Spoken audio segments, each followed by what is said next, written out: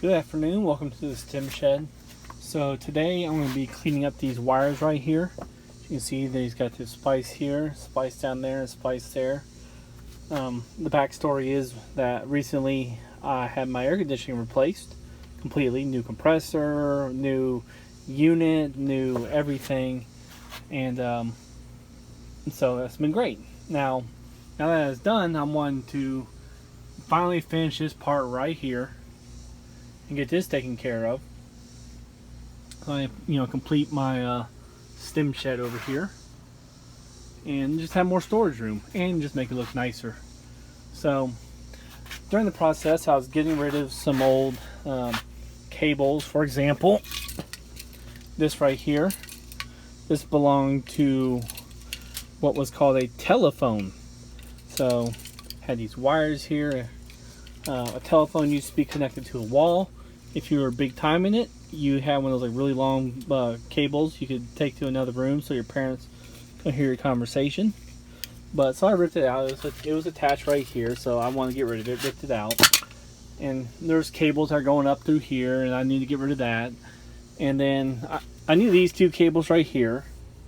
I knew these went to the actual cable, like Time Warner is what it says on the box. AT&T, Comcast, whatever. Well, not AT&T, but Comcast, stuff like that. They have cable. I don't have to cut these. I don't have cable, but if I ever went to Comcast, they would want these wires, or Time Warner, whatever it is now. And this one here, it looked old, brown. It had kind of this janky looking wiring. The middle part wasn't there. It was just the bottom part, that part. So, but I didn't realize it was part of the air conditioning unit because I looked through and I didn't necessarily see cables. Didn't follow it through like I should have going out there, and I realized that, and so I cut it, and I cut it with these, and when I did, I saw itty bitty little spark, and then my unit outside, which you might be able to hear, went off. My wife said she saw the thermostat flicker on the inside, and I realized that I cut the cable that has something to do with my air conditioning unit. And according to the snap and chats, it's 90 degrees outside.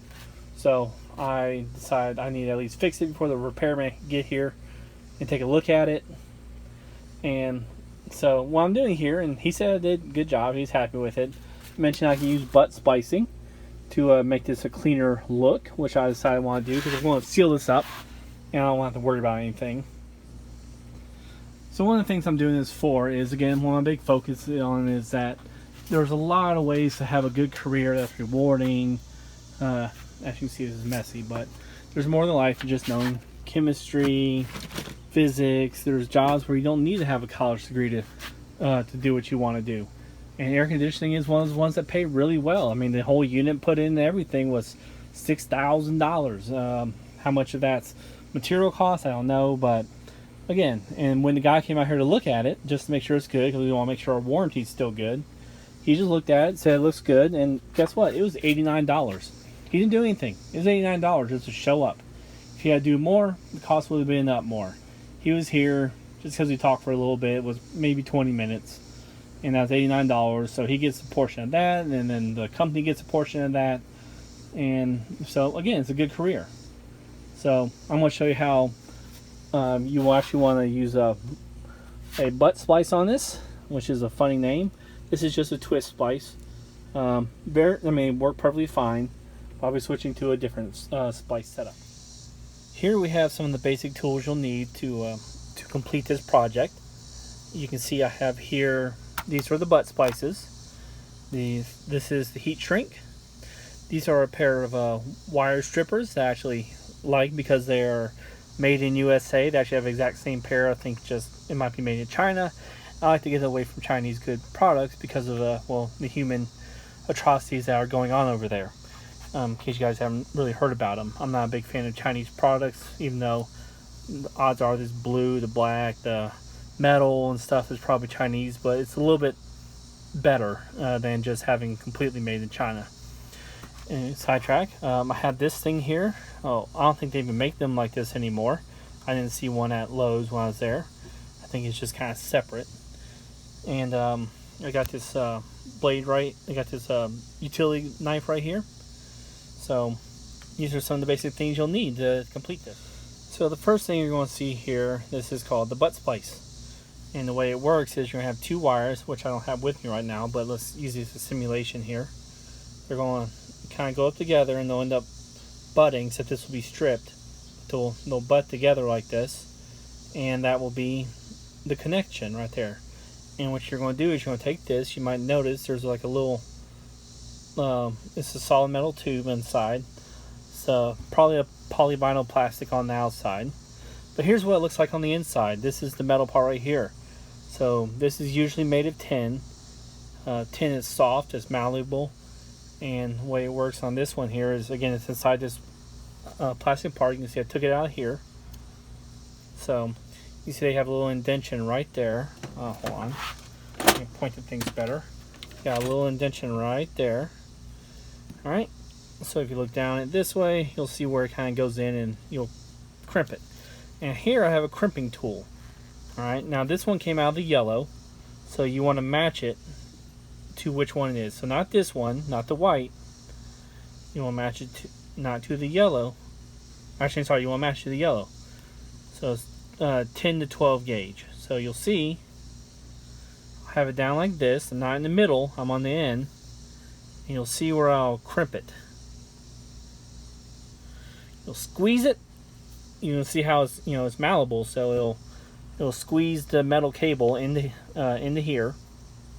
So squeeze in here, and with a cable in there with the actual copper wire in there, it'll be hard to move. So you gotta make sure you use the right one. You can see here that it's been crimped down, and this will hold the wire. So hold the wire in place, and again, these are made of tin usually. Tin's actually kind of known as white lead. That's what the ancients called it, I believe. Tin, you'll see it has a formula SN, which is like strontium or something like that, I think is what it comes from. SN in the periodic table, strontium. So that's what you have there. And then I'll have this here, this heat shrink tube, which I need to open it. And don't do it the way I'm doing it, but whatever. This heat shrink tube, which hopefully will work. Hopefully be big enough for all of them. If not, I'll just use electrical tape. And I'll apply heat to it, and it'll shrink up. But it won't shrink this way. It'll just shrink radially. It'll get smaller in here. And I'll do a video later on going over the details of why it does that. Here we are at the point where I want to start doing the work. So remember, I want to connect this one down to that bottom rung right there to make one connection. And hopefully, if I like it and it's not too hard, I'll do the same with that one right down there. So this is electrical. I believe it's low voltage, but still, you should treat all electricity the same. It's dangerous. It can get you killed. Now, luckily, I had the actual AC guy come out here earlier, and he showed me, I told him what I want to do. He liked the idea, or he gave me the idea of the butt splices, and I wanted to clean it up. So he told me when I do this one, so I'm looking at the circuit breaker here. So the first thing you do on your circuit breaker is look at this guide. So you see AC, AC, all right? That just controls, I think this goes to the compressor itself. Down here, it says heat. This goes to the unit upstairs, if I remember correctly. And then you have the rest of these, lighting, for example, and just give you an idea of how it works. It says off right here, on. You flip it off like that. If it tripped, you would have a little red, it would show like a red part right there. But this is not tripped. And I like working with light, so I'm just going to leave it on. It'll make life a lot easier. However, all I have to really turn off is this one, but I just want to be a little bit safer, so I'm going to flip this one. In fact, this will be a good test. Make sure this actually goes to the compressor, because if this kills, if it kills the compressor sound, then we know it goes there. So you're probably hearing it right now. I'm going to flip it. Yep, and that stopped the compressor. I didn't have to, but it just feels better for me. And then right here, this goes to the unit upstairs. You hear it's doing, this is where the freon's running through, going in, maybe going out. I'm not quite sure, but that's where it's going through. And so it made a quiet noise. So that's it for that. All right, so the first thing I need to do is cut this. So I come in here, got some pair of cutters here. Boom. There we go. All right. That's going to allow me to mess with this here. tap it, see if I can get anything that might be in there. And then I want to undo these so you can see how it was. You can see how it was screwed up in there. All right, so this should make life easier if I do it this way.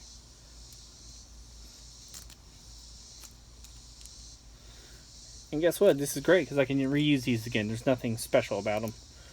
They don't get used once and then never work again. So let's see. All right. Oh, there we go. You can see all the wires.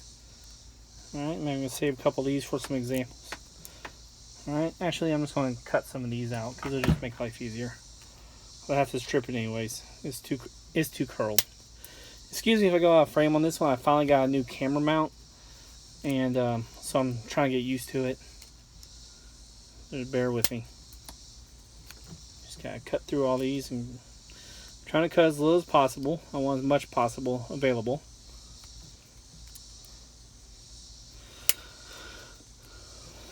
And of course, I need some better wire cutters. Do these actually snip? I think. Oh, they do. Good. I got a new pair, so let's see. There we go. So much better. All right. I mean, those ones I had, they were like from probably a gas station or something.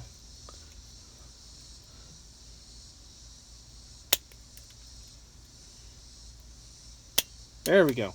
Remember that this is 18. Actually, I'm gonna do this again because it was hard to see in the first video. So you have on this tool right here, you'll see these little things. They'll have numbers here. So this is your gauge here, and you're using this one, or at least choose one. I don't know. I think STR seems right. That's one I was going by. You'll see it says 12, 14, 16, 18, 20, 22. So 12 gauge is going to be larger than 22 gauge. Same way with shotguns. 12 gauges are bigger than 20 gauges, and 18 gauges are bigger than 20 gauges. And then you have the 410, which actually kind of veers from the standard. So the way you kind of figure out which one, if you don't know, is you do this one. Well, nothing happened. All right, so you're gonna go here, this one. Nope, nothing. That was 14. Here's 16. I can feel some resistance, but it didn't pull anything off. So I go to 18 gauge. Boom, easy. There we go. So you can see all the wires are. Sorry, you can see all the wires are exposed. So now the next part is to figure out what exactly I need to put on here. So I got a sorted pack. These look like they're really small, so I think I can get away with this one, and it looks like I can. So now I have to unfortunately go back to this one, but that's fine. So let's see. Yep, that feels like it's in, because it actually feels like it's in there. Yep, now I'm butted up. I can feel that the cable's butted up to that red. So I'm going to come in here with the red. Sorry, it's a little hard. So it seems like a red or blue can be either or for this one. And make sure you're not on the very edge. You want to be out some. There we go. Crimp it. Boom. Good.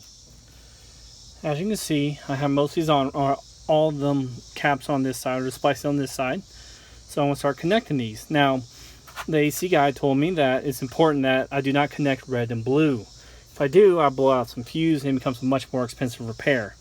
So I like to fold these back, fold them back so that it's just one at a time. So I'm going to put the blue one in here. So this is probably where it becomes more difficult. I get my crimper. I wish I had a better one, but please donate money and I'll go get a better one for when I start doing electricity and magnetism later. Alright, give it a tug, nice and secure. Alright.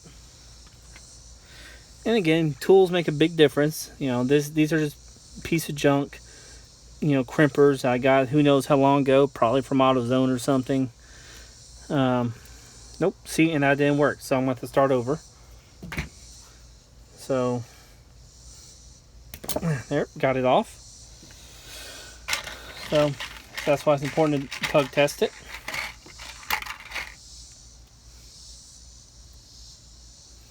Alright, oops, not blue. red. Alright. Let's try that again.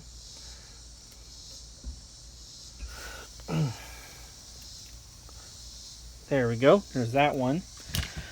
Let's try it again with the red. Now make sure you know your colors, because if you're rushing, you might end up connecting this one as red and orange.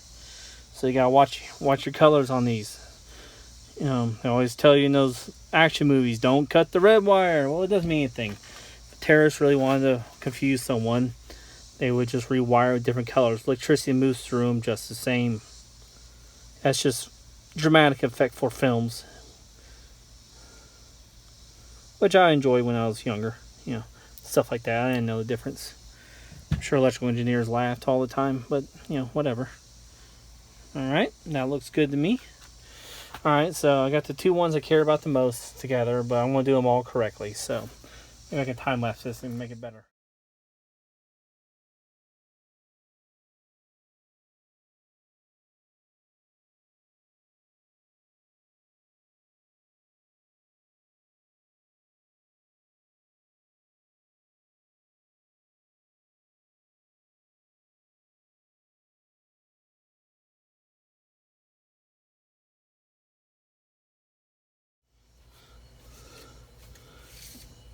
Alright, so unfortunately the heat shrink I wanted won't fit around this, so I just end up using electrical tape. Works the same, and again, this is going to be covered up. I was mainly concerned that I just wanted to be smoother, so it can go up through here. So that was the main concern, so I'm perfectly happy with this. It'll basically follow up here and it'll be fine. So as you can see, there's this is of course one aspect to the air conditioning or electrical work in general. It's a good field to get into. It pays pretty good money. So yeah, if college is not your choice for you, maybe you want to look into this. Works a little bit harder, but pays well and can be very satisfying. Thank you.